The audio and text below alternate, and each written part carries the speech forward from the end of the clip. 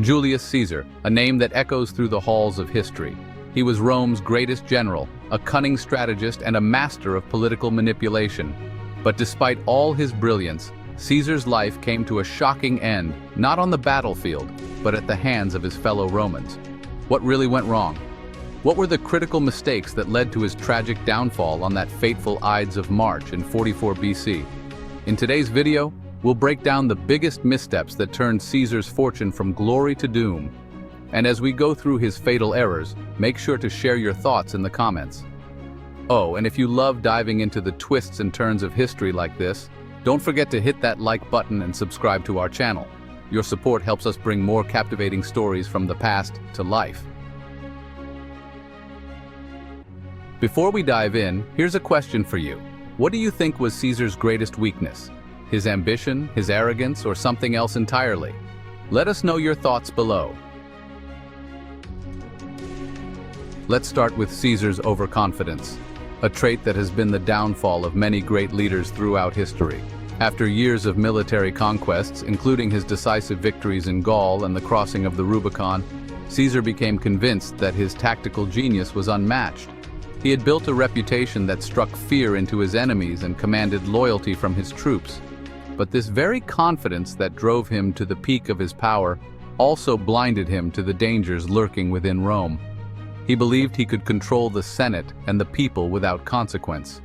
This sense of invincibility made him dismiss the political games and the deep-seated resentment among the senators who felt threatened by his dominance. He saw himself as the hero of Rome, but to many he was becoming a tyrant in disguise.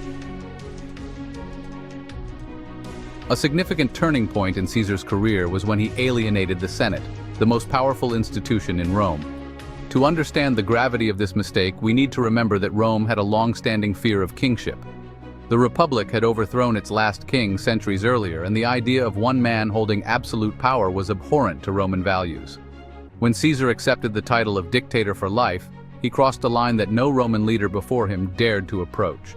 He openly flaunted his power, placing his statues among those of the gods and dismissing the Senate's role in decision-making. This act wasn't just seen as ambition, it was interpreted as a direct threat to the Republic itself. The senators, once his allies, now saw him as a monarch in all but name, a tyrant who was steering Rome away from its cherished traditions of shared governance. Do you think Caesar could have held onto his power without becoming a dictator? Or was his downfall inevitable once he reached that level of influence? Share your perspective in the comments. As we move closer to the fateful Ides of March, one of Caesar's most glaring errors was his refusal to heed multiple warnings about the danger he was in. Ancient Rome was filled with omens and prophecies, and Caesar was repeatedly told to be cautious.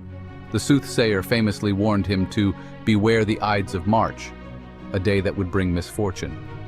Even Caesar's own wife, Calpurnia, was haunted by visions of his death, pleading with him not to attend the Senate meeting on that day. Yet despite these clear warnings and the unease that rippled through his circle, Caesar dismissed them all. His dismissal wasn't just a rejection of superstition, it was a statement of his belief in his own destiny, that he was untouchable. This hubris led him to ignore the very real threats posed by those closest to him. Perhaps Caesar's most tragic flaw was his misplaced trust in the people around him. His closest confidants were not just political allies, they were friends whom he believed shared his vision for Rome's future. Among them was Brutus, a man Caesar treated almost like a son. He believed in the loyalty of Brutus so deeply that even as the conspiracy against him grew, he never once suspected his protege.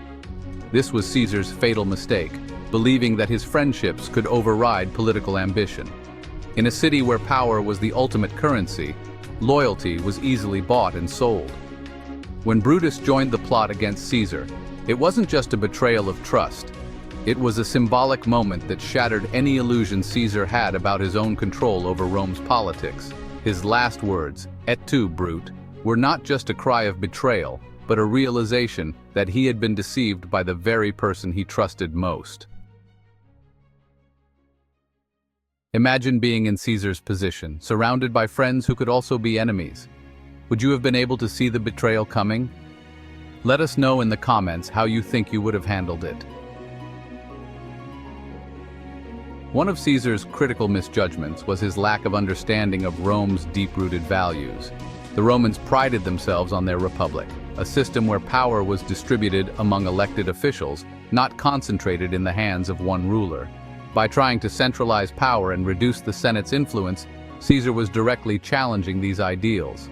His grand gestures, like refusing the crown offered by Mark Antony, were meant to show humility, but the public and his enemies saw through the act.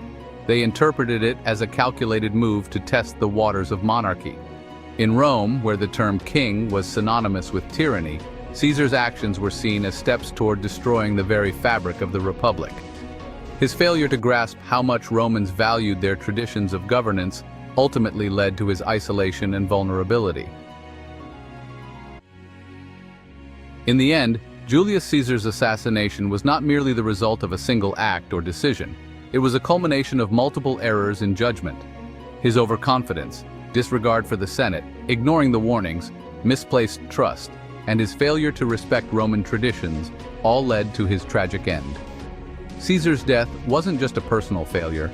It was a pivotal moment that marked the transition from the Roman Republic to the Roman Empire. His life serves as a timeless lesson in the dangers of power, hubris, and the betrayal that comes from within. The downfall of one of history's greatest leaders reminds us that no matter how powerful you become, understanding the values of the people you lead and recognizing the limitations of your influence are crucial for survival. Thank you for joining us on this journey through the rise and fall of Julius Caesar. If you enjoyed exploring the critical errors that led to his assassination and want more historical content that delves into the stories of our past, make sure to like this video and subscribe to our channel. Your support helps us keep these fascinating tales coming your way. And don't forget to hit the notification bell so you're always updated when we drop new content. Until next time, remember, history isn't just a story of the past, it's a guide for the future. Stay curious and we'll see you in the next video.